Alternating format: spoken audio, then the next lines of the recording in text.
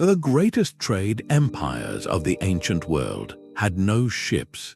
This is the central paradox we are exploring. For centuries, legendary cities like Petra and Palmyra grew immensely wealthy by controlling the flow of goods across the seas.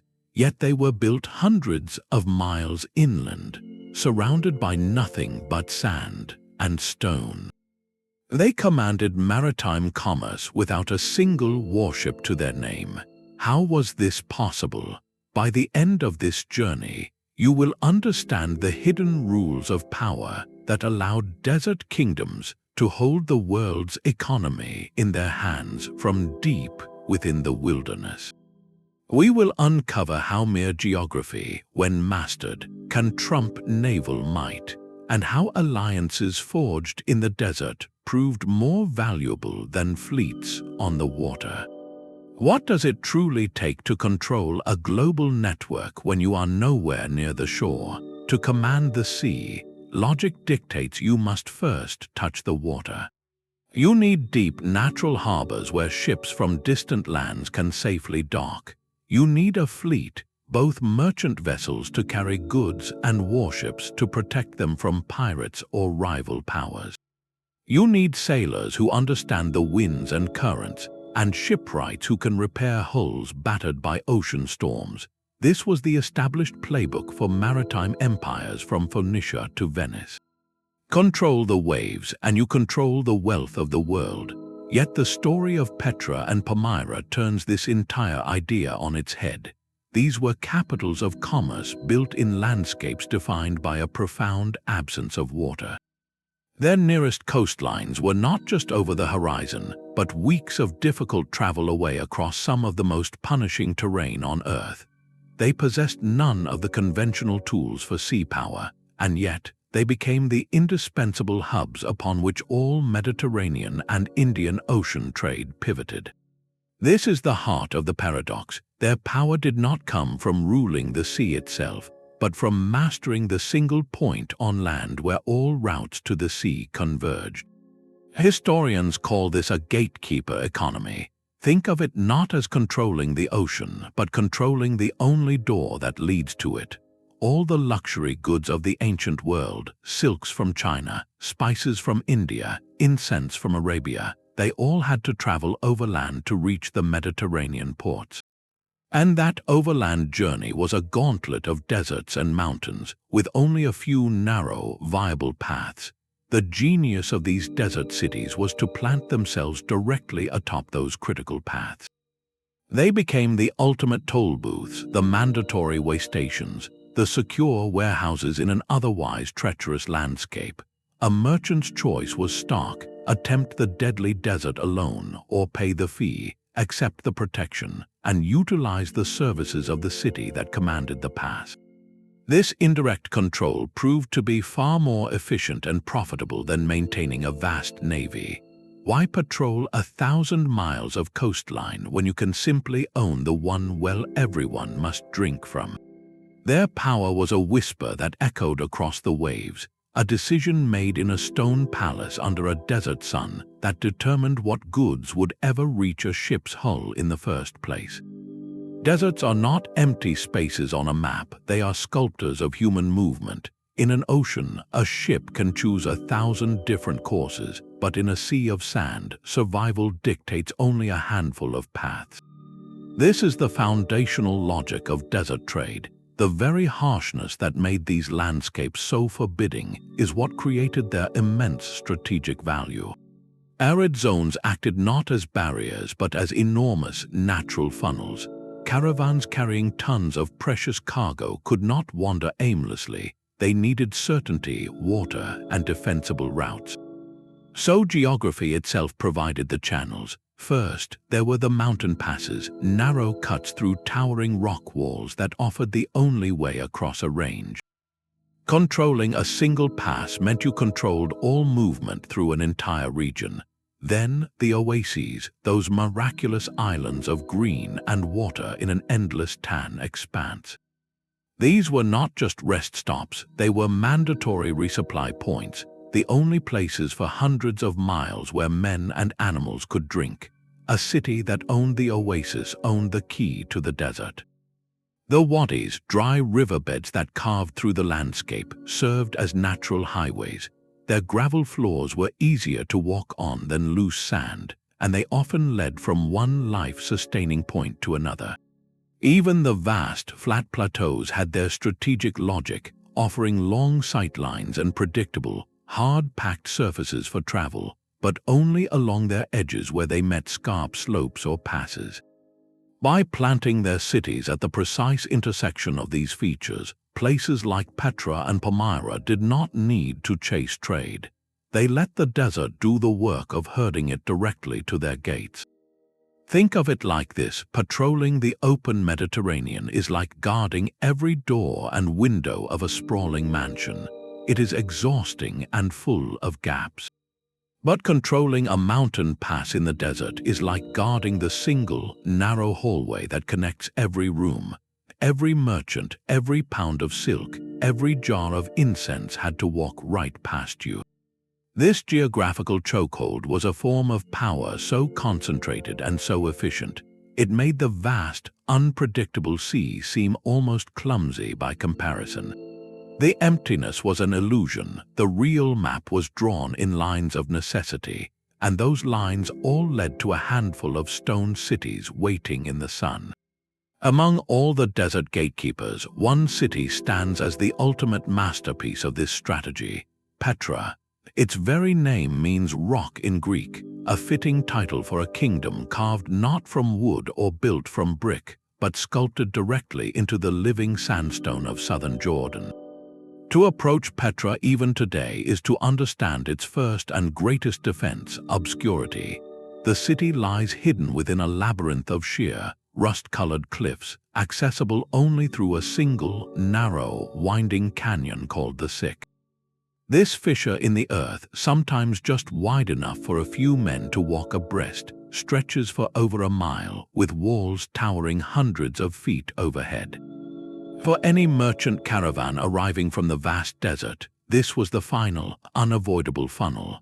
There was no other way in, and at the end of this dark, cool corridor, the canyon suddenly opens to reveal the city's most famous facade, the treasury, glowing in the rose-red stone. This was not just a beautiful building, it was a powerful statement of arrival, wealth, and absolute control. You have reached the heart of the network. Petra's astronomical wealth flowed from one specific trade, the incense route. This was not a simple road but a sacred economic artery of the ancient world. It began in the remote, misty highlands of southern Arabia, in a land the Romans called Arabia Felix, or Happy Arabia, where the rare frankincense and myrrh trees grew. The resin from these trees was worth more than gold by weight. It was burned in temples across Egypt, Greece, and Rome, used in burial rites, medicine, and as a supreme display of piety and status. But to get from those Arabian groves to the bustling ports of the Mediterranean, like Gaza, the incense had to travel over 1,200 miles of the most brutal desert on earth. The journey took months. Caravans of thousands of camels, each beast carrying heavy loads of resin, could not risk wandering. They needed guaranteed water, secure resting places, and protection from raiders. The Nabataeans, the people of Petra, mastered every inch of this deadly passage. They did not just control a single checkpoint, they engineered the entire route. They built cisterns to capture rare rainwater, carved way stations into cliffs, and posted guards along the trail. By the time a dusty, exhausted caravan finally snaked through the towering Sick and into Petra's hidden valley, the merchants were not just arriving at a city. They were delivering themselves into the hands of the only power that made their journey possible. Petra did not send a single ship to collect incense. Instead, it compelled the incense and all the wealth that moved with it to come to them. The desert was their ocean and the camels were their fleet. But a city carved into rock faces a fundamental problem: a complete and utter lack of water. The very canyon that made Petra a fortress also made it a potential death trap during the rare, violent rainstorms of the desert. The Nabateans' most profound genius was not in carving tombs, but in defying this aridity. They transformed their city from a mere stop on a trade route into a self-sustaining, verdant power center through an unparalleled mastery of hydraulic engineering. They did not just endure the desert, they commanded its most precious resource. Their system began with an intimate understanding of the landscape. They knew that the same narrow sick that funneled merchants could also funnel devastating flash floods. So they built diversion dams upstream, massive stone structures that redirected the torrential water away from the city center and into a network of meticulously carved channels. These channels, some cut into cliff faces, others buried as underground conduits, acted like a city-wide circulatory system. They fed enormous cisterns, some large enough to hold thousands of gallons, carved deep into the bedrock. Every drop of rainwater that fell on the surrounding highlands was captured, stored, and conserved, but their innovation went further. They manufactured extensive lines of terracotta pipes, sealed with waterproof cement, that ran beneath streets and into buildings, providing a pressurized, gravity-fed water supply to public fountains, private homes, and even the upper levels of their grandest monuments. This was not mere survival technology, it was the engine of their economy. With a guaranteed water supply, the Nabateans cultivated terraced gardens and farms within the city's protected basin, creating an agricultural surplus that could feed a large population and supply passing caravans. A merchant arriving at Petra did not find a parched outpost but a lush, reliable oasis. He could water his 1,000 thirsty camels, resupply his crew with fresh food, and conduct business in comfort, all because of the invisible, ingenious waterworks humming beneath the rose-red stone. This hydraulic mastery made Petra indispensable, turning a strategic location into a truly sovereign power. Control of water meant control of life itself in the desert, and that was a form of authority no passing fleet could ever challenge. This mastery of water and geography allowed Petra to establish a business model of breathtaking elegance and ironclad control. The city's wealth did not come from plunder or conquest in the traditional sense, but from a sophisticated system of taxation and protection that made cooperation far more profitable than conflict for everyone involved. As a caravan approached the territory controlled by the Nabateans, its leaders knew the rules. They would be subject to a toll, a percentage of the value of their goods, for the privilege of passing through the secured routes and utilizing the life-saving infrastructure the Nabateans maintained. This was not a random shakedown, it was a structured, predictable cost of doing business, much like a modern shipping fee. The tax was often collected in kind, taking a portion of the very incense, spices, or silks being transported.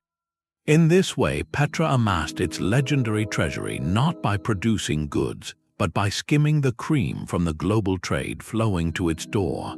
But this system offered a crucial reciprocal benefit, one that merchants were willing to pay for: protection. The desert beyond Petra's influence was a lawless space, plagued by nomadic raiders who could descend upon a slow-moving caravan and strip it of everything. The Nabatean guarantee was simple: pay the toll, travel on our maintained routes, and you will be safe. They enforced this peace with highly mobile, camel-borne guards who patrolled the trade corridors. For a merchant, this security transformed a perilous gamble into a calculated business expense. The loss of even a single load to bandits could mean financial ruin, so paying a known, manageable fee to ensure the safe arrival of the rest was an easy decision. This created a stable, predictable trade environment that everyone came to rely on. Merchants from Rome, Egypt, and India could plan their ventures with confidence, knowing the most dangerous leg of the journey had a single, reliable authority in charge. Petra became the trusted middleman, the indispensable guarantor of safe passage. Their power was not expressed through the barrel of a cannon on a warship, but through the unspoken agreement that their roads were the only roads where commerce could flourish without fear. They sold certainty in an uncertain world, and the ancient marketplace paid for it gladly. While Petra mastered the incense trails of the south, another desert power rose to dominate the trade of the north. Palmyra, where Petra was hidden, Palmyra was exposed, a glittering oasis in the heart of the Syrian desert. Its name itself, derived from the word for palm tree, spoke of its life-giving water in a place of utter scarcity. But its true significance was not botanical, it was geopolitical. Palmyra sat directly on the fragile seam between two colossal, perpetually clashing empires, Rome in the west and Parthia, later Persia, in the east. This was not a comfortable position, it was a perilous one, yet the Palmyrans turned this danger into their greatest asset. They became the essential bridge, the neutral trading republic that connected worlds. The primary artery they commanded was a critical western spur of the Silk Road. Goods arriving from China and India would travel up the Persian Gulf and then move overland along the great Euphrates River. But to reach the wealthy markets of the Roman Mediterranean, they had to cross hundreds of miles of open desert. Palmyra was the only major oasis on that crossing. It became the mandatory pivot point where caravans shifted from river transport to camel trains. A merchant could sail up the Euphrates, offload his silks and spices at a river port, and then entrust them to Palmyran guides who knew the secret paths across the waterless expanse to the ports of Syria. The city did not just offer water, it offered a complete service package for transcontinental commerce, banking, warehousing, legal arbitration, and armed escort. Its unique political genius was maintaining a delicate balance. Palmyra was officially a subject ally of Rome, enjoying the benefits of Roman citizenship and legal protection for its merchants. Yet it cultivated deep cultural and commercial ties with the Parthian East, adopting dress, art, and religious customs from both sides. It presented itself not as an outpost of one empire, but as a sovereign intermediary, a buffer zone where business could continue even when the two giants were at war. The Palmyrans understood that their wealth depended on the flow of goods, not the triumph of any single flag. By expertly playing both sides, they ensured that whether Rome or Parthia held the upper hand militarily, the caravans would still need to pass through Palmyra, paying their fees and filling the city's coffers. Their power was born from connection, not conquest, making them the indispensable brokers in an age of empires. The wealth of Palmyra flowed from the desert sands, not the open sea. This distinction is crucial, for a common historical image places Palmyran galleys on the Mediterranean, but this is a subtle misconception. Palmyra's true fleet was not made of wood and sailcloth, it was built from contracts, credit, and camel trains. The city's merchants were master organizers, not ship owners. They operated the most sophisticated logistics network of their age, but they did so by leveraging the assets of others. A Palmyran trading house would finance an entire caravan journey, from the purchase of silks in the east to their final sale in Roman markets. They provided the capital upfront, hired the guards, secured the warehouse space in the oasis, and negotiated the complex tariffs. When the goods reached a Mediterranean port like Antioch, the Palmyrans did not need their own ships waiting in the harbor. Instead, they contracted with local ship owners, often Greeks or Romans, who specialized in maritime transport. The Palmyran merchant simply booked cargo space, much like leasing a shipping container today.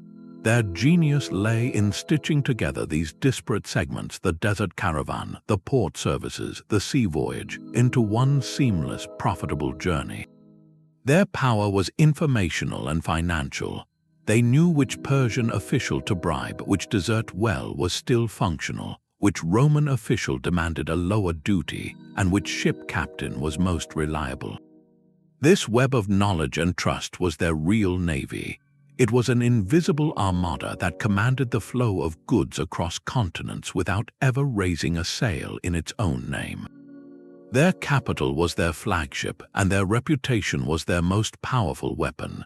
To control trade, you do not need to own every link in the chain. You only need to be the indispensable hand that holds them all together.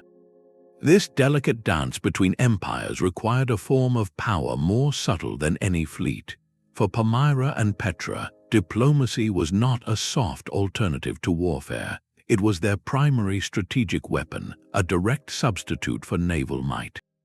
They understood that a caravan burned by conflict was a profit lost forever, so they mastered the art of political navigation, steering their cities through treacherous geopolitical currents with a captain's skill. Palmyra's survival depended on a perpetual, elegant balancing act. To its west stood the Roman Empire, a military and administrative colossus with an insatiable appetite for Eastern luxuries and a notorious intolerance for rivals. To its east lay the Parthian Empire and later the Sasanian Persians, a proud, formidable power that controlled the overland routes from Asia. Positioned directly between them, Palmyra could have been crushed in an instant by either. Instead, its leaders became masterful dual citizens of the world. They secured formal treaties with Rome, earning prestigious titles and Roman citizenship for their elite, which granted their merchants legal protection and favorable tax status within Roman territories. The city's grand colonnades and temples were built in a Roman architectural style, a clear signal of allegiance, yet simultaneously they fostered deep, genuine ties with Parthia. Palmyran merchants wore Parthian-style trousers and armor in their portraits. Their art blended Eastern and Western motifs, and their religious pantheon included deities from both worlds.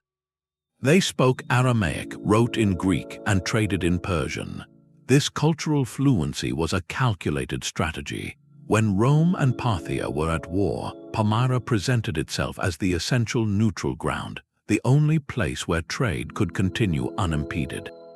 Their diplomats would negotiate safe passage agreements with both sides, arguing that commerce benefited everyone.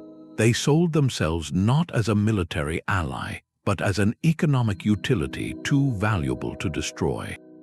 By making themselves indispensable to the economies of both empires, they transformed their vulnerability into unassailable strength. A Roman general might dream of conquering them, but the merchants in Rome would revolt at the thought of losing their silk supply. Palmyra's diplomacy was a shield forged from pure mutual interest. Centuries earlier and to the south, Petra had employed a remarkably similar strategy with the Hellenistic kingdoms that succeeded Alexander the Great. The Seleucid Empire, based in Syria, and the Ptolemaic dynasty in Egypt were perpetual rivals, and the lucrative incense trade was a prize both coveted. The nascent Nabatean kingdom, wealthy but militarily small, faced the threat of outright annexation by one of these superpowers. Their response was not to build an army to match them, but to make conquest more trouble than it was worth. They engaged in shrewd negotiations, offering favorable trade terms and positioning themselves as reliable, exclusive partners. They provided the one thing the Hellenistic kings desperately needed: a secure, efficient pipeline for Arabian incense and Indian spices. By embedding their economy so deeply into that of their powerful neighbors, Petra became a protected asset. An invading army would not just be conquering a city, it would be disrupting a complex, profitable supply chain that funded their own courts and temples. The Nabataeans avoided direct subjugation by becoming the irreplaceable middlemen, the experts whom even kings relied upon. They traded submission for indispensability, a bargain that secured their sovereignty for generations. In both cases, the lesson was clear: when you cannot command the seas with warships, you must command the negotiating table with leverage. Their treaties were their treaties, their trade agreements were their admirals, and their cultural ambassadorship was their fleet in port. They won their security not on battlefields, but in palaces and marketplaces, proving that the most durable empire is often the one everyone needs too much to attack. The journey of a single tier of frankincense began in a world of mist and myth. Far to the south, in the rugged Dhofar mountains of what is now Oman and the highlands of Yemen, grew the scraggly, unassuming Boswellia and Commiphora trees. These were not forests but sparse, wild groves growing in thin soil on rocky slopes, their bark slashed in careful patterns to release the precious resin. This was Arabia Felix, a land legendary to the Romans for its almost magical fertility and wealth. The raw frankincense, glowing with a pale gold or white hue, and the darker, richer myrrh were not merely commodities. They were considered the very breath of the divine, substances that could carry prayers directly to the gods. In Egypt, they were essential for temple rituals and the elaborate process of honoring those who had passed. In Jerusalem, they were burned in the Second Temple. In Rome, they were used in state ceremonies, funeral rites, and as a symbol of the highest social status. To be without them was to be cut off from the spiritual and social order of the ancient world. This deep, non-negotiable demand created an economic force as powerful as any natural law. The resin was worth its weight in silver, and sometimes more, but between these sacred groves and the altars of the Mediterranean lay a gauntlet over 1,200 miles long, a geographic monster known as the Empty Quarter. This was the Rub al-Khali, one of the largest continuous sand deserts on Earth, a place of endless dunes, searing heat, and absolute desolation. No single caravan could possibly cross it directly with a commercial load. So the Incense route evolved not as a single road, but as a chain of survival. It snaked north along the western edge of the Arabian Peninsula, a fragile thread connecting a series of critical oases and pre-arranged trading posts.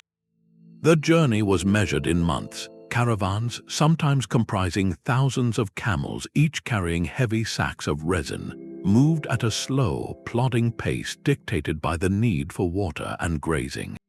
They traveled from one tiny, fortified settlement to the next, each stop a calculated risk. The stakes of controlling even one segment of this chain were astronomical.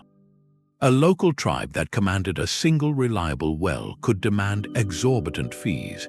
A kingdom that secured a mountain pass could tax every ounce of wealth moving north. This is why the rise of Petra was so transformative. The Nabataeans did not just control one well or one pass, they consolidated control over the final, most critical leg of the entire journey. By the time the caravans wound their way up through the desolate landscapes of northwestern Arabia, they were funneled inexorably toward the one gateway that offered security, water, and access to the Mediterranean markets, the hidden city in the rose-red cliffs. The incense did not simply pass by Petra, it was delivered into its hands, its value multiplied with every mile it traveled from its source. The route was a river of gold flowing through a desert of death, and Petra built its empire at the river's only possible mouth. The stone facades of Petra and the colonnades of Palmyra tell only half the story. For these cities to function as hubs of global trade, they needed a living, moving network that extended far beyond their walls, into the trackless expanse of the desert itself. This network was not built of stone, but of relationships forged with the nomadic tribes who called the wilderness home. The Bedouin and other desert peoples were not outsiders to this system. They were its essential circulatory system, the true infrastructure upon which everything else depended. It was a classic and brilliantly effective symbiotic partnership. The settled city dwellers offered what the nomads needed, access to a permanent marketplace. Within the city walls, tribes could trade their livestock, wool, leather, and salt for manufactured goods they could not produce themselves, fine textiles, metal tools, pottery, and luxury items. The city provided a stable point of contact with the wider world, a place to settle disputes under formal law, and a repository for wealth. In return, the nomadic tribes provided the three things absolutely vital for desert commerce: mobility, knowledge, and security. First and foremost, they provided the camels. These were not just pack animals, they were the supertankers of the ancient world, biologically engineered for the desert. A single camel could carry hundreds of pounds of cargo, travel for days without water, and navigate terrain that would break a wheeled cart. The tribes bred, trained, and supplied these animals in vast numbers. They also provided the guides. Desert navigation was a specialized, life-saving art. A successful journey depended on knowing the location of hidden wells that appeared as mere damp patches in the sand, recognizing safe paths through shifting dune fields, and predicting the behavior of sudden, violent sandstorms. This knowledge was passed down through generations within tribes, a closely guarded intellectual property. A Palmyran merchant with a warehouse full of silk was utterly helpless without a tribal guide who knew the 40-day path to the Euphrates. Finally, and crucially, the tribes provided security. They were the desert's native police force. A tribe that had a treaty with Petra or Palmyra would patrol its assigned stretches of the trade route, protecting caravans from raiders, which were often just rival tribes not party to the agreement. This transformed the desert from a lawless frontier into a regulated corridor. A merchant paid his tolls to the city, and part of that revenue flowed back to the allied tribes as payment for their services, creating a shared economic interest in keeping the routes open and safe. This alliance system was the invisible framework that made the visible cities possible.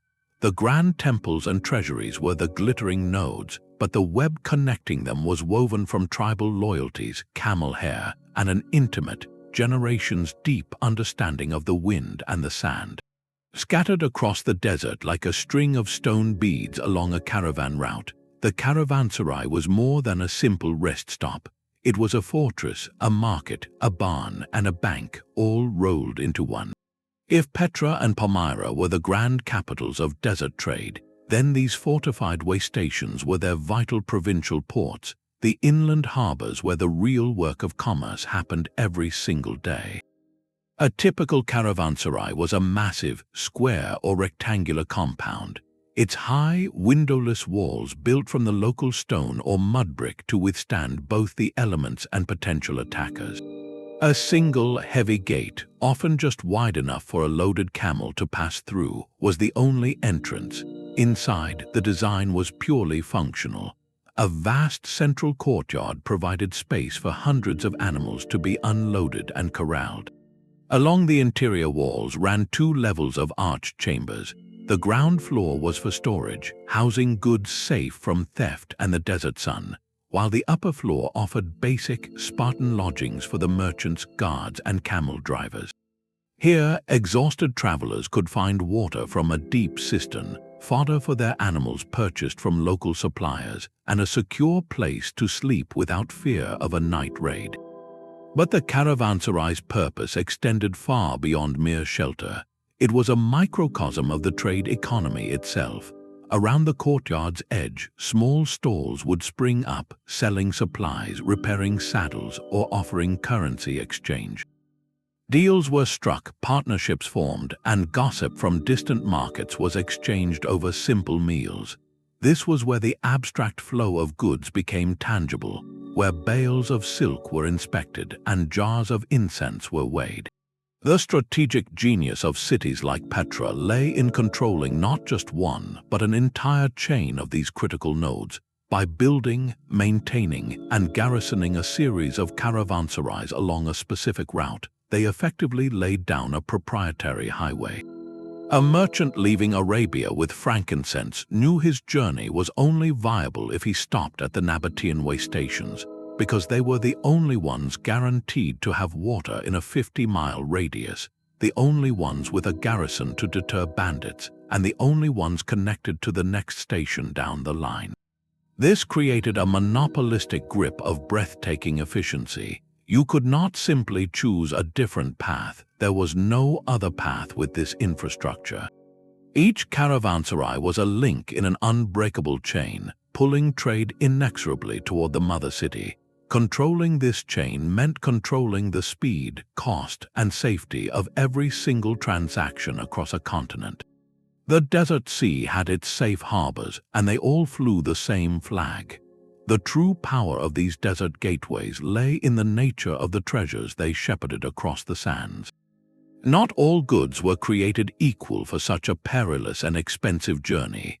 The caravans that snaked toward Petra and Palmyra carried a very specific kind of cargo, one defined by an extraordinary principle: immense value in a remarkably small package. These were not shipments of grain or lumber, commodities too heavy and cheap to justify the cost of camel transport over thousands of miles. Instead, the trunks were filled with the dreams and status symbols of the ancient world. There was silk, a fabric so light and lustrous it felt like woven air, yet so rare outside of China that a single bolt could buy a mansion in Rome. There were spices like pepper from India and cinnamon from Sri Lanka, tiny dried berries and fragrant barks that could preserve food, mask less fresh flavors, and signal immense wealth at a banquet. Precious stones, emeralds, rubies, and lapis lazuli were condensed fortune, their value locked in their brilliant color and rarity. Ivory, carved into delicate statuettes and furniture inlays, represented both artistry and the distant, mysterious lands of Africa and India. And of course, the perfumes and incense, frankincense and myrrh, whose aromatic smoke was considered a direct line to the divine. These were not mere products, they were experiences, symbols, and spiritual necessities.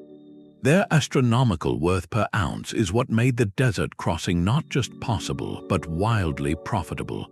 A single camel could carry a fortune in silk, a load that would feed a city if sold for grain. This economics of luxury granted the desert cities a form of power that went far beyond collecting simple tolls. By controlling the only secure, reliable land corridor for these goods, Petra and Palmyra gained the ability to influence the entire Mediterranean market. They could quite deliberately manipulate supply. If a caravan arrived from the east with a particularly large shipment of Indian pepper, the city's merchants might choose to only release a portion of it to the waiting Roman buyers. The rest would be stored in vast, cool warehouses, held back to create an artificial scarcity. When the available supply in the port suddenly dropped, the price would naturally skyrocket. Then the city would slowly trickle out its reserved stock, selling at the peak of the market for maximum profit. They acted as the ultimate middlemen, the buffer between a distant source and a desperate consumer. They could set prices not through competition, but through control of the bottleneck. A Roman senator wanting the finest Chinese silk for his daughter's wedding had no alternative route. He could not send his own ships around Africa. The journey was unknown and impossibly long. He was utterly dependent on the goods that came through Palmyra, and thus subject to the prices the Pomerans dictated. This was market manipulation on a continental scale.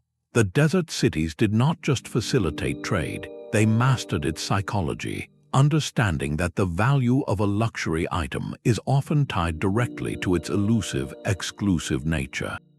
By governing the flow, they governed desire itself, proving that sometimes the most powerful force in commerce is not production, but restraint.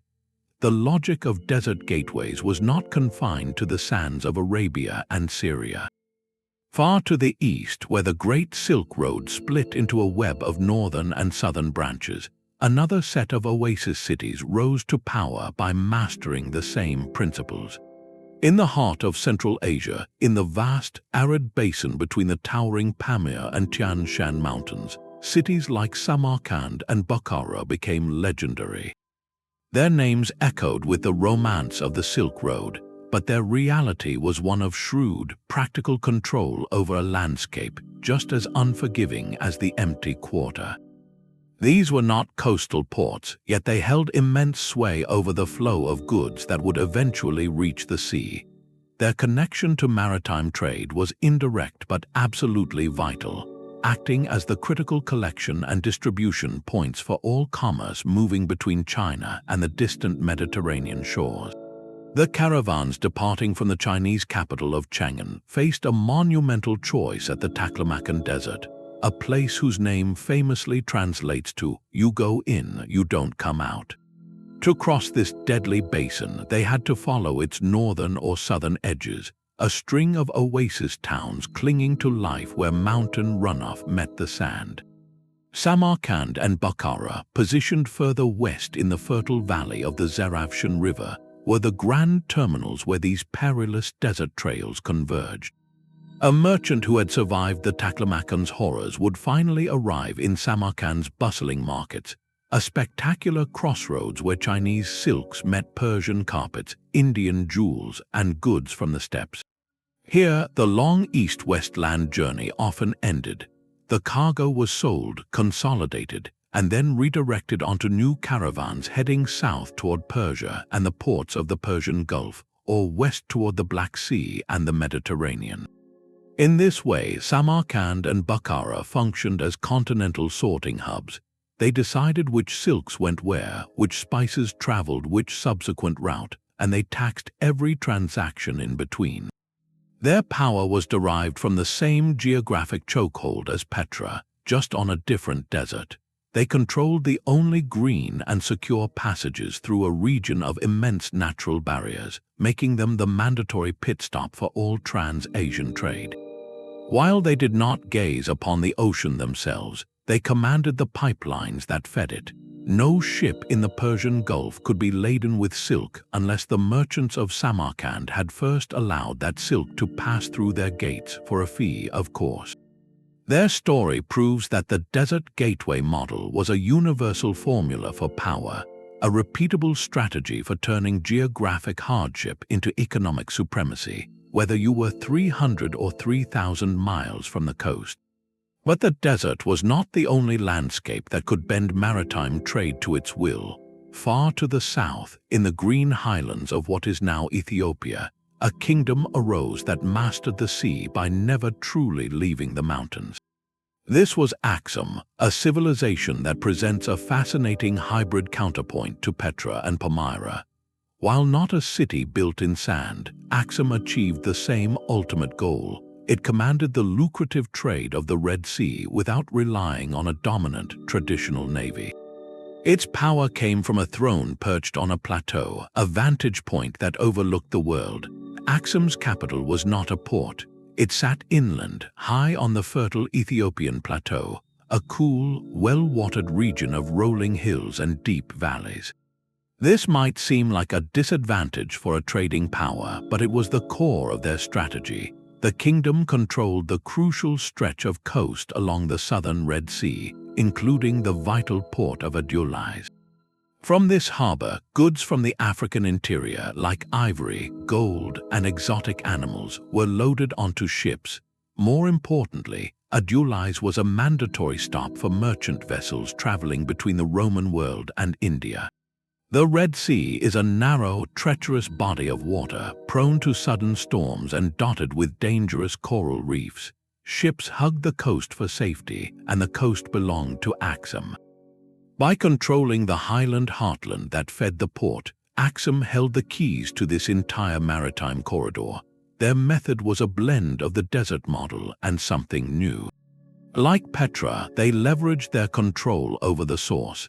Axum's influence extended deep into the African interior, where they forged alliances with producers of ivory and gold. They ensured these precious goods flowed to their ports and no one else's. They also taxed the goods moving through their waters, a toll for safe passage and access to their harbors. But unlike the purely landlocked powers, Axum did maintain a limited naval presence, not a vast battle fleet, but enough ships to patrol their coastline, deter pirates, and escort merchant vessels for a fee. This was a subtle, layered form of control. They did not need to dominate the open ocean, only the narrow lane of coast that every ship was forced to use. Their inland capital provided the agricultural wealth and population to support this system, immune from naval attack itself. A rival power could perhaps raid the port of Adulis, but they could never threaten the mountain stronghold of Axum, the true source of its authority. The kingdom became the indispensable middleman for trade between two worlds, proving once again that to control the sea, you sometimes need to command the heights far above it. All empires built on a single point of failure are destined to face a reckoning. For the desert gatekeepers, their revolutionary strategy contained the very seeds of its own undoing. Their power was absolute, so long as the geography they mastered remained the only viable path. But the ancient world was not static, and human ingenuity is always searching for a way around a toll. The most profound threat to Petra, Palmyra, and their ilk did not come from a rival army marching across the sand. It came from sailors learning to read the sky and daring to sail across open water. The first crack in the desert monopoly appeared with a simple meteorological discovery: the predictable power of the monsoon winds. For centuries, sailors in the Indian Ocean had known of these seasonal gales that blew steadily from the southwest in summer and reversed to the northeast in winter. But they used them cautiously, hugging the coast in their small, fragile vessels, a practice that still made them reliant on the ports and middlemen of the Arabian Peninsula. Then, around the middle of the 1st century, a Greek merchant sea captain, or perhaps a navigator in the employ of Rome, made a daring gamble. His name, according to a surviving text called the Periplus of the Erythraean Sea, was Hippalus. He realized that by trusting the monsoon fully, a ship could cast off from the coast of Arabia, point its bow southeast, and ride the powerful, steady wind directly across the open Indian Ocean to the ports of Western India. This was not a minor shortcut, it was a complete bypass of the entire overland system. A Roman merchant ship could now load with gold and wine in an Egyptian port like Berenice, sail down the Red Sea, catch the summer monsoon, and reach the Malabar coast of India in about 40 days. There, they could trade directly with Indian merchants for pepper, gems, and textiles, then catch the reverse monsoon home months later. The implications were catastrophic for the desert cities. Suddenly, the most valuable commodities on Earth no longer needed to be hauled on the backs of thousands of camels across 1,200 miles of desert. They did not need to pay tolls at every Nabatean caravanserai or be taxed by the Palmyran customs house. The spice was now coming straight from the producer to the consumer, with only the ship's crew in between. This direct maritime link did not destroy the land routes overnight, but it began a slow, inexorable erosion of their economic foundation. The monopoly was broken. The Roman discovery of the direct route offered something the desert could never match: sheer volume and lower cost. A single large merchant ship, riding the monsoon, could carry the cargo of an entire massive caravan at a fraction of the risk and expense. The whispering power of the desert gateways, which had echoed so loudly for centuries, was being drowned out by the steady roar of the wind in the sails of ships that no longer needed to call at their ports. The geography they had mastered was no longer the only map that mattered. The discovery of the monsoon winds was a slow puncture, not a sudden explosion. For decades, even centuries, the desert cities continued to thrive, their deep-rooted networks and local expertise still valuable. But the economic ground was shifting beneath their feet, and the political landscape was about to change with seismic force. The very wealth that had protected Petra and Palmyra for so long now made them irresistible targets for the one power that could no longer tolerate independent middlemen: the Roman Empire. Rome had grown fat on Eastern luxuries, but its treasury bled silver to pay for them. Senators and emperors looked at the fabulous profits being made by the Palmyran and Nabatean elites and saw not partners, but parasites on their own imperial economy. Why should a desert sheikh in Petra grow richer than a Roman consul simply for sitting on a road? The logic of empire is one of consolidation, of bringing valuable assets under direct control. For Rome, the gatekeeper cities had become bottlenecks not just for spices but for Roman gold. The end for Petra came not with a dramatic siege, but with a political transaction. In the year 106, the Roman Emperor Trajan, a man obsessed with streamlining imperial administration and revenue, formally annexed the Nabatean kingdom. The last king, Rabel II, likely died around this time, and Rome simply did not allow a successor. the transition appears to have been largely peaceful, a testament to how embedded Nabatean cooperation already was. Petra became the capital of the new Roman province of Arabia Petraea. The legions built a magnificent Roman-style street through the city center, and Petra enjoyed a final century of prosperity under the Pax Romana, the Roman peace. But this peace came at a profound cost: autonomy. The sophisticated Nabatean system of taxation and protection was dismantled and replaced by standardized Roman tribute. The profits from the incense trade now flowed directly into the imperial coffers in Rome, not the treasuries carved into the local cliffs. More importantly, Roman engineers set about improving and militarizing the desert routes, building a great highway, the Via Nova Traiana, that ran from the Gulf of Aqaba to Syria. This road bypassed some of Petra's most critical control points, integrating the region into a broader imperial network. Petra was no longer the sovereign gatekeeper. It was just another provincial city on a Roman road. Its unique advantage, the delicate ecosystem of tribal alliances and geographic mastery, was rendered obsolete by the blunt force of imperial logistics. The city gradually faded from its central role, its lifeblood of exclusive control siphoned away by a power that saw the desert not as a kingdom, but as a province. For Palmyra, the end was more dramatic and far more tragic. For centuries, the city had performed its balancing act with sublime skill, growing immensely wealthy as the neutral broker between Rome and Persia. But in the 3rd century, the equilibrium shattered. The Roman Empire entered a period of severe crisis, with emperors rising and falling in quick succession, while a revived and aggressive Persian Sasanian Empire began to push westward. Palmyra, under its ambitious ruler Odenathus and later his widow, the legendary Queen Zenobia, attempted an audacious gamble. They used their vast wealth and desert-hardened armies not to mediate but to conquer. Zenobia expanded Palmyran control across the eastern Roman provinces, even claiming Egypt, and declared independence from Rome. For a brief, dazzling moment, it seemed the desert gateway might transform itself into a full-fledged empire. But Rome, under the fierce Emperor Aurelian, could not allow this. The very client state that had protected its eastern flank had become a rival. In the year 272, Aurelian's legions marched east, defeated Zenobia's forces, and besieged Palmyra. The city was captured, its queen taken in chains to Rome. As a final, brutal lesson, when the city rebelled again the following year, the Romans returned and sacked it. This was not a peaceful annexation, it was a dismantling. Palmyra's temples were plundered, its fortifications destroyed, and its elite, the merchant families who held the web of knowledge together, were broken. The city would never recover its former glory. With its unique political neutrality obliterated, its reason for existence vanished.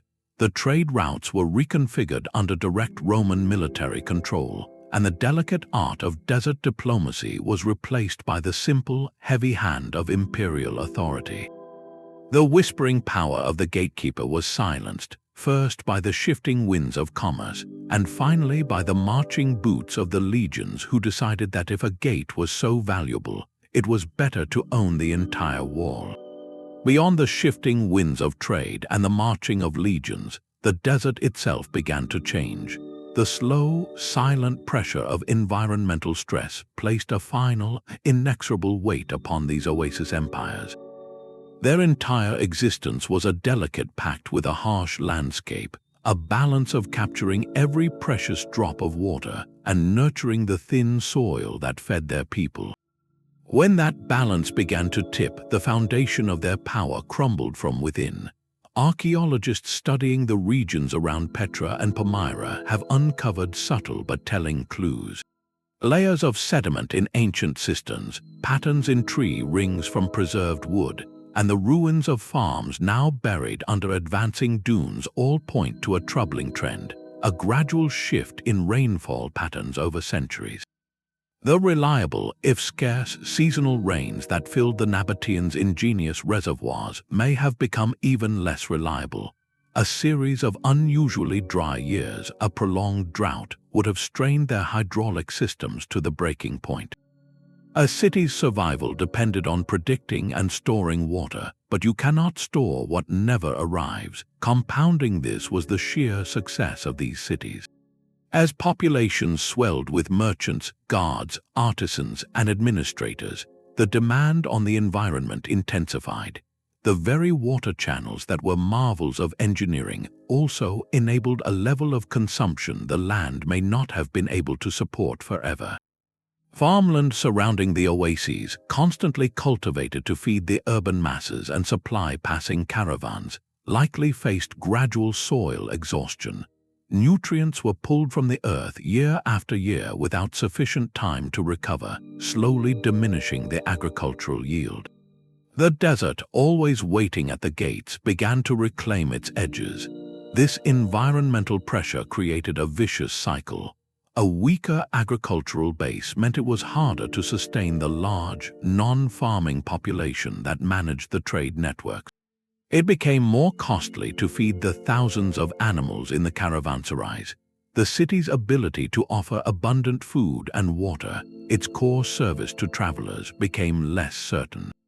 A merchant planning a costly journey might think twice about a route where the central oasis could no longer guarantee provisions for his crew and camels.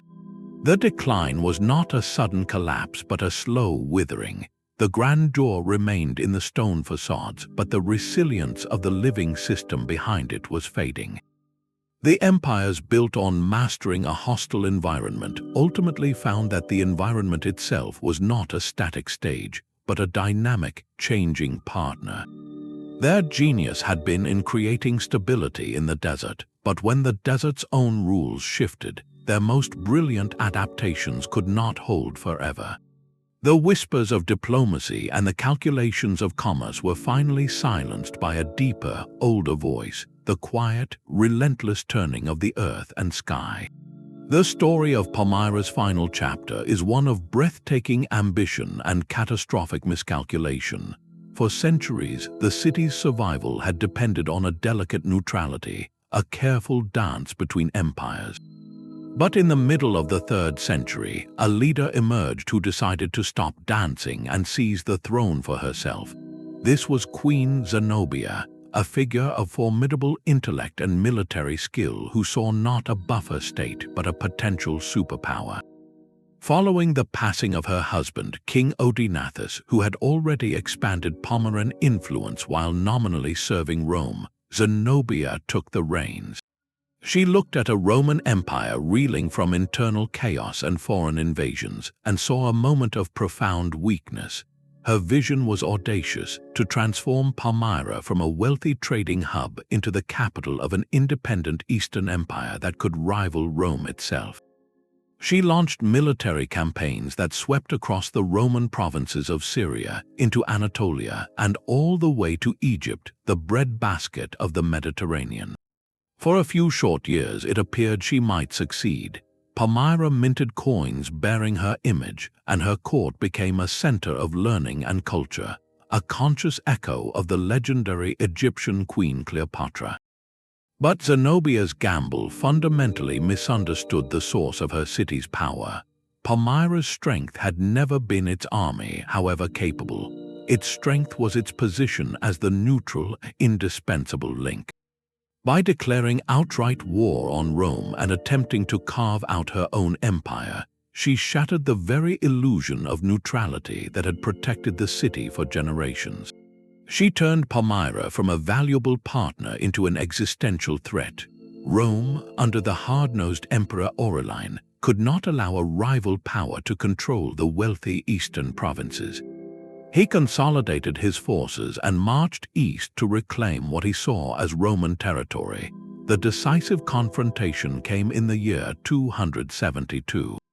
Aurelian's battle-hardened legions, veterans of restoring the empire's fractured borders, met Zenobia's forces near the city of Emesa. Despite the Palmyran skill and their heavy cavalry, they were ultimately defeated by Roman discipline and numbers. Zenobia fled back to Palmyra, but Aurelian pursued her and laid siege to the Oasis city. Cut off from its supply lines and facing the full might of a reunited Roman war machine, Palmyra's defiance crumbled. The queen was captured attempting to escape across the Euphrates River. The city itself surrendered, hoping for mercy. Initially, Aurelian showed restraint, perhaps still valuing its economic role. But the following year, Palmyra rebelled once more, killing the Roman garrison left behind. This final act of defiance sealed its fate. Aurelian returned with a terrible fury. In 273, Roman soldiers sacked the city. They looted its magnificent temples, tore down its fortifications, and likely executed many of its leading citizens. The destruction was not merely physical, it was systemic. The intricate web of merchant families, diplomatic contacts, and tribal alliances that had managed the flow of trade for centuries was ripped apart. Palmyra's unique role as the trusted broker evaporated overnight. No merchant would ever again see it as a neutral ground, only as a broken symbol of a failed rebellion. The Romans subsequently built a military fort nearby and rerouted trade under direct imperial control, but the soul of the city was gone. The whispering power of the gatekeeper was finally silenced, not by a shift in trade winds, but by the thunderous, definitive crash of a door being slammed shut forever. The silent stones of these lost cities speak volumes. To walk among the ruins of Petra or Palmyra today is to witness a physical ledger of their vanished wealth, a testament written not on parchment, but in towering rock and sprawling marble. The most obvious proof is the sheer, staggering scale of their monuments, built not for kings or gods in the traditional sense, but for the merchant princes who commanded the desert. In Petra, the famous treasury is not a palace or a temple, but an elaborate, colossal tomb. Its facade, nearly 130 feet high, is carved with a precision that would be challenging even with modern tools, depicting gods, mythological figures, and symbolic eagles. Why would a society invest such unimaginable effort and artistry into a final resting place? Because in a culture built on commerce, displaying success was a core value, even in passing. The tomb was a permanent advertisement, a declaration to every traveler entering the sick that the family within had achieved a fortune worthy of the gods themselves. Scattered throughout the canyon are hundreds more tombs, large and small, a necropolis of the wealthy, proving that prosperity here was not confined to a single ruler but spread across a thriving class of merchants and caravan masters. Similarly, the heart of Palmyra was its grand colonnaded street, stretching over 1 kilometer through the city center, flanked by hundreds of towering columns, each topped with a carved platform for a statue of a prominent citizen. This was not merely a thoroughfare. It was a ceremonial way, a public gallery of prestige. Wealthy families competed to fund sections of the colonnade, their names and titles inscribed for all to see. At its center stood the magnificent Temple of Bel, a fusion of Near Eastern and Roman architectural styles, funded by the tariffs and donations of successful trading houses. These structures were not built with local resources alone. The very stone tells a story of connection. Architectural details reveal influences from Greece, Rome, Persia, and India, blended into a unique Palmyran style. This cosmopolitan flair was a strategic choice, a visual language telling traders from east and west that they were in a familiar, welcoming space. But perhaps the most direct evidence lies in the small, personal artifacts and the written word. Excavations have unearthed fragments of fine Chinese silk in Palmyran tombs, intricate ivory carvings from India, and Roman glassware of the highest quality. Even more telling are the thousands of inscriptions found on tombs, altars, and public buildings. They are written in a mix of Palmyran Aramaic, Greek, and sometimes Latin. These are not royal decrees, but business records, religious dedications, and honorific texts for caravan leaders. One typical inscription might list the names of the 4 merchants who funded a particular tomb, or honor a man who served as a caravan commander, a synodiarch who safely led 200 camels from the Euphrates to the city. These texts reveal a society obsessed with contract, credit, and reputation. They show us a world where a man's legacy was measured in the trade routes he secured and the partnerships he forged. The ruins, therefore, are not just empty shells. They are the fossilized network of a globalized ancient economy, proving that these desert hubs were not isolated outposts, but brilliant, connected cosmopolites where the whole world met, traded, and left its mark on the stone. These inscriptions carved into the city walls were more than just boasts. They were the legal code of the desert. Among the most revealing is the famous Palmyra tax law, a massive stone slab discovered in the city's agora, or marketplace. This is not a royal decree of conquest, but a detailed public price list for doing business. Etched into the limestone in both Greek and Palmyran Aramaic, it meticulously outlines the tariffs for every conceivable good passing through the city's gates. It tells us, for example, that a camel load of olive oil would be taxed at a certain rate, while a load of dried fish or wool would be taxed at another. It specifies different fees for goods imported on donkeys versus camels, and even lists the official wages for the public slaves who weighed and measured the merchandise. This document transforms our understanding of Palmyra from a vague trading hub into a highly regulated, transparent commercial port, but one built on sand. The law was designed to prevent corruption and arbitrary fees, creating a predictable business environment that merchants could trust. It shows a city so confident in its position that it published its rates for all to see, knowing traders had no alternative but to pay them. The stone itself was a guarantee, a contract between the city and every merchant who entered its gates, proving that their control was not arbitrary but systematic and bureaucratic. Similarly, in the lands of the Nabataeans, inscriptions carved along the trade routes serve as silent sentinels of their economic reach. These are not found in the grand capital of Petra, but out in the wilderness, at remote way stations and mountain passes. They are simpler, more functional marks. Some record the names of caravan leaders and the gods they prayed to for safe passage. Others, more crucially, note the tolls collected at that specific location. Imagine a weathered stone at the entrance to a narrow canyon, inscribed with a list, perhaps in the Nabatean script, noting that on a certain date, a tax was collected from a merchant from Egypt for his shipment of frankincense. These markers served a dual purpose. They were both receipts and territorial claims. By inscribing their authority onto the landscape itself, the Nabataeans were declaring, this route, this water source, this mountain pass is under our administration. Any merchant reading that inscription knew he was now under the protection and the taxation of the kingdom. This bureaucratic footprint, stamped across hundreds of miles of desert, reveals an empire of astonishing organization. Their power did not end at Petra's city limits. It extended along every inch of the Incense trail, documented in stone for every traveler to see and obey. These inscriptions are the frozen heartbeat of a commercial empire. Each chisel marks a record of a transaction, a movement of goods, and the quiet, relentless machinery of control that made the desert flow with gold. The romantic image of a lost city in the sands is a powerful illusion. Petra and Palmyra were not isolated time capsules forgotten by the world.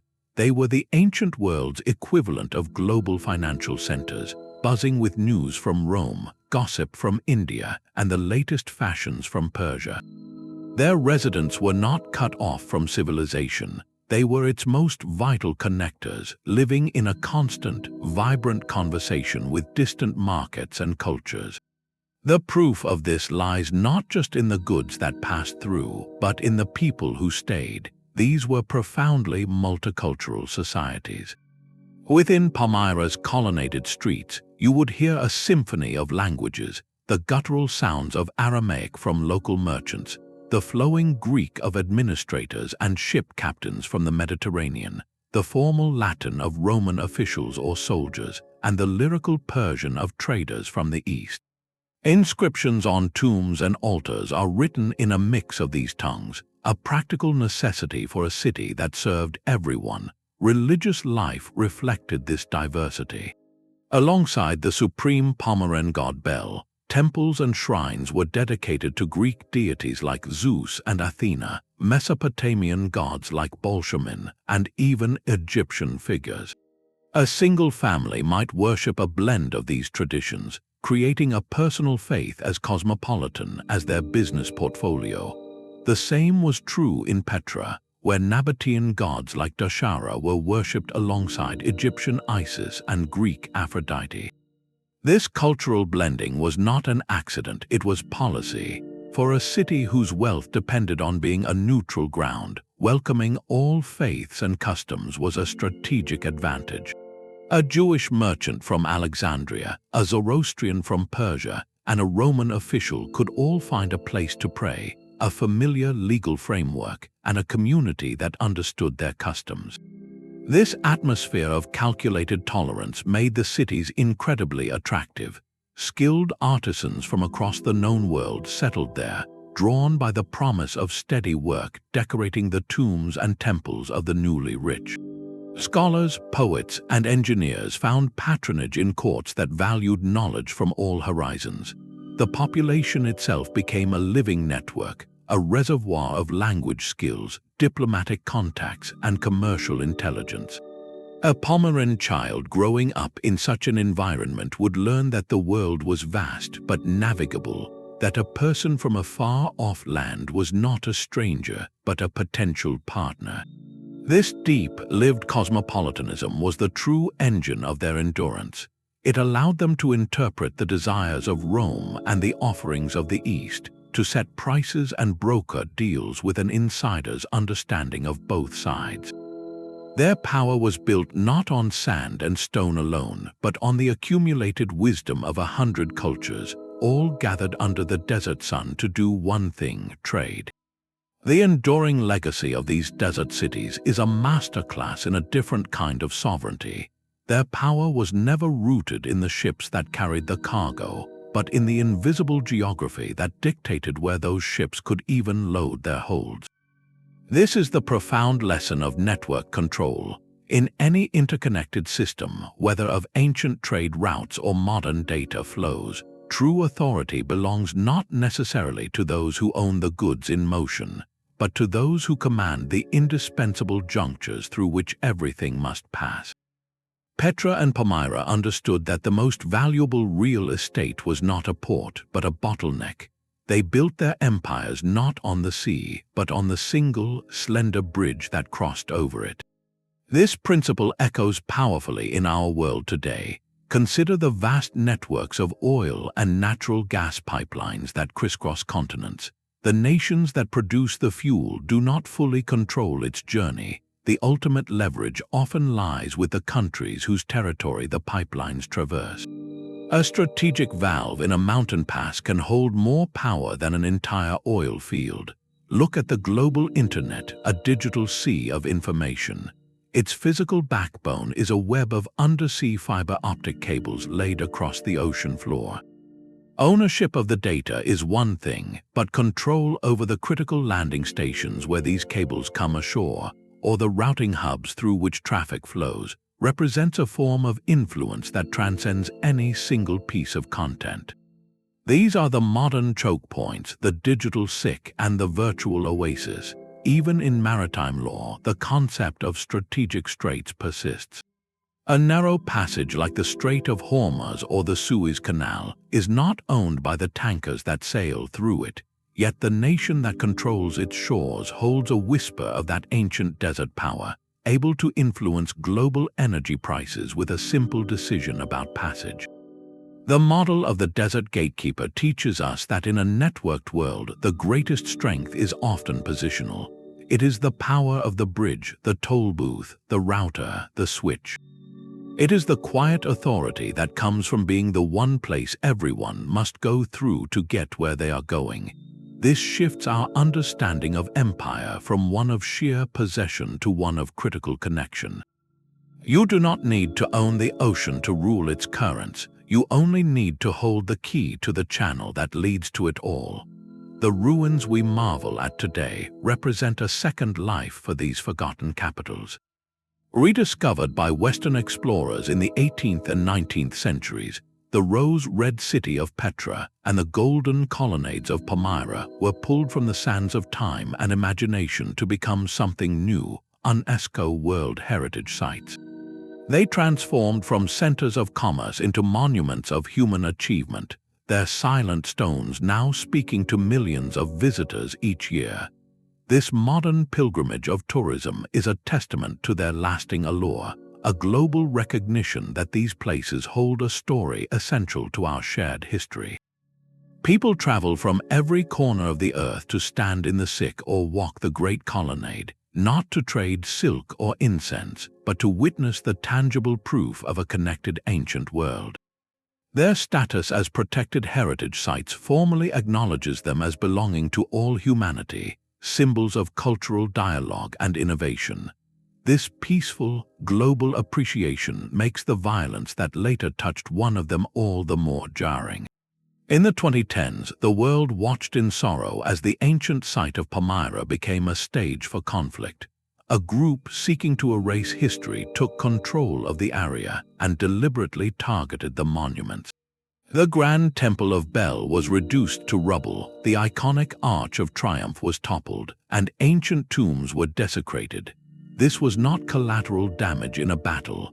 It was a calculated assault on the very idea these stones represent, the legacy of cross-cultural connection that Palmyra so perfectly embodied. The group attacked Palmyra precisely because of its symbolic power, because it stood for a history of exchange and coexistence that contradicted their narrow worldview. In a terrible irony, their destructive act proved the enduring significance of the city's legacy more powerfully than any tourist brochure ever could. It reminded the world that these are not just pretty ruins, but fragile repositories of our collective memory. The international outcry was immediate and unified, leading to ongoing efforts by archaeologists and experts to meticulously document the damage and plan for careful, respectful restoration where possible. The tragedy underscored a profound truth that the whispers of the past carried by these desert stones still hold immense power, a power so threatening to some that they felt they must try and ultimately fail to silence it forever. The silent stones have told us much, but they have kept their deepest secrets too. For all the grand facades and detailed tax laws, the daily heartbeat of these commercial empires remains partly hidden, a story told in fragments.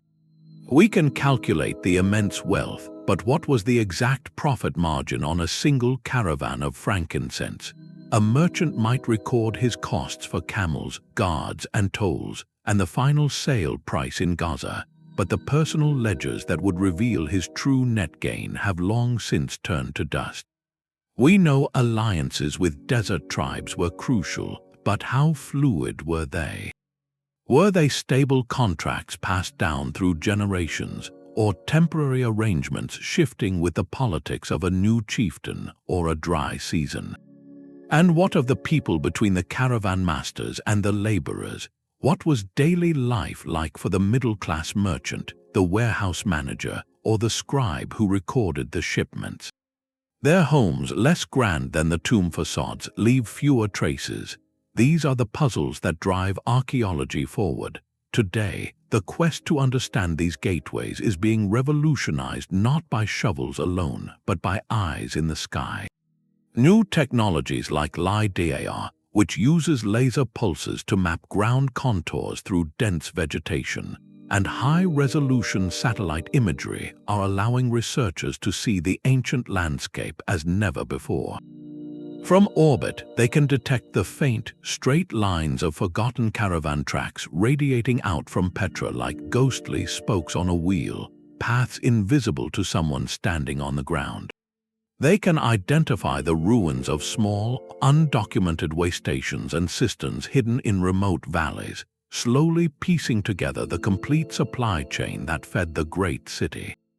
Each new discovery is a data point, helping historians build a more nuanced model of how this economy actually functioned day to day, season to season. The desert, which once hid these cities so perfectly, is now slowly giving up the map of its own conquest, one pixel and one laser scan at a time. Their true navy sailed not on water but beneath it. The ultimate innovation that powered every caravan, funded every treaty, and carved every tomb was not a fleet of ships, but a mastery of the desert's most elusive resource. The real battle for supremacy was not fought on the open sea, but in the silent, relentless struggle against aridity.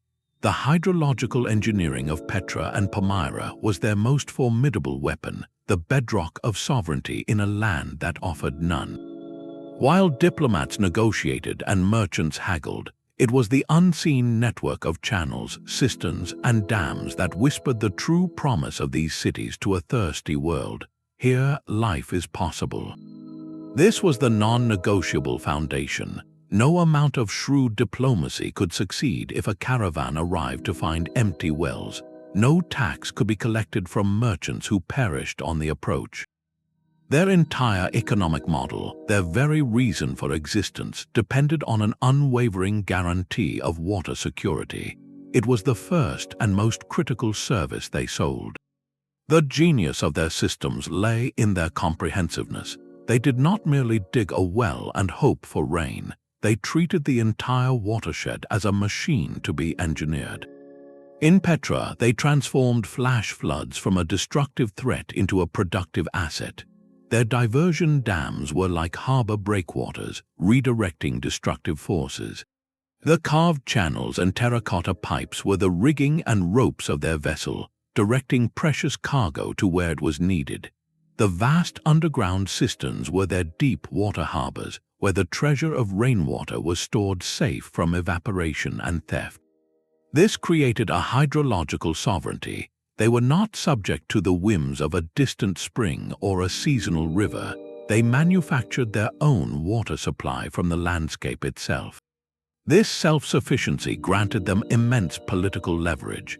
They were not a vulnerable oasis that could be besieged and starved of water. They were a fortress with a year's supply in reserve. It meant that when a tribal leader came to negotiate or a Roman envoy made demands, the city's leaders bargained from a position of unshakable strength. Their people were not going thirsty. Their gardens would continue to grow. Their gates could remain closed if necessary. This control over the fundamental ingredient of life translated directly into economic power. Water allowed for agriculture, which meant they could feed their own population and sell surplus food to passing caravans, adding another revenue stream. It allowed for sanitation and public baths, making the city a desirable, healthy place to live and work, attracting the skilled minds that fueled their complex economy. Most importantly, it created an aura of miraculous abundance. To a trader who had spent weeks seeing nothing but bleached bones and dry riverbeds, the sight of Petra's gardens and fountains was not just a relief, it was a psychological demonstration of invincibility. It proved that this kingdom commanded forces deeper than any army. Their hydrological network was their true flagship, a vessel that sailed on a subterranean sea, and it was this ship that carried all their other ambitions to port.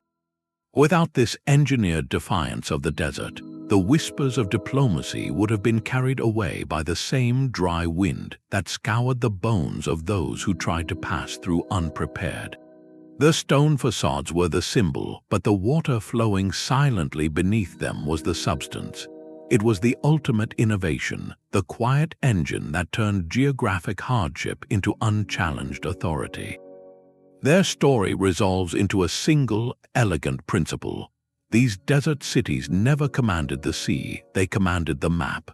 Their power flowed from mastering the terrestrial bottlenecks, the narrow mountain passes and the solitary oases that every ounce of maritime wealth had to traverse on land. This was a sovereignty of the in-between. They built empires not on naval might, but on a sophisticated fusion of tools, each essential to the whole. First, they leveraged an unyielding geography, positioning themselves as the only gate through the wasteland. Then, they engineered survival within it, with hydraulic systems that turned scarcity into abundance.